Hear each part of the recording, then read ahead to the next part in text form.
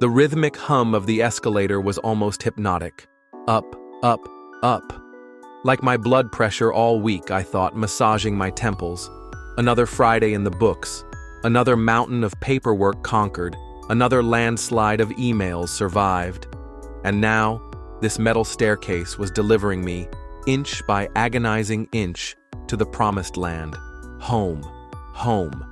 Where my loving wife, bless her cotton socks, was probably already fielding calls about little Timmy's science project volcano erupting in the living room again. And where teenage Sarah was no doubt locked in her room, communicating solely with the outside world via guttural screams emanating from her Spotify playlist. Ah, yes.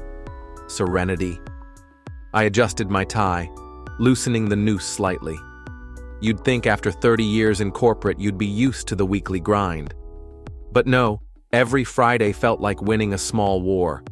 A war against spreadsheets, jargon, and the perpetually upbeat Brenda in accounting, who insisted on sharing pictures of her cat dressed as a mermaid.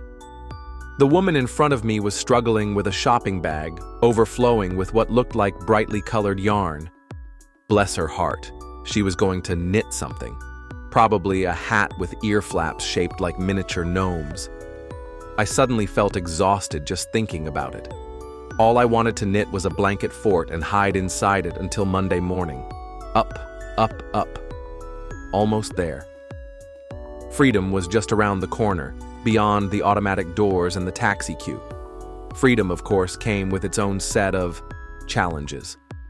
My wife, bless her heart, had this habit of planning family activities for the weekend.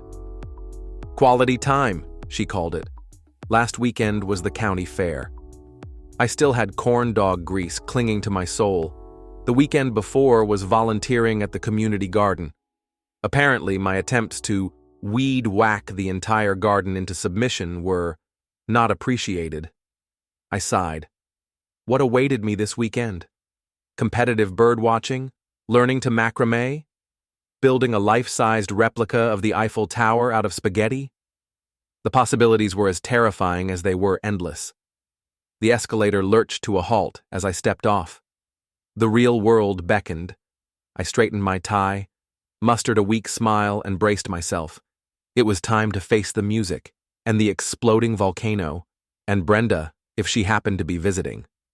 This weekend, I vowed, I was going to embrace the chaos, or at least pretend to, long enough to sneak in a nap. After all, I'd earned it. Now, where was that taxi? And more importantly, where were the earplugs?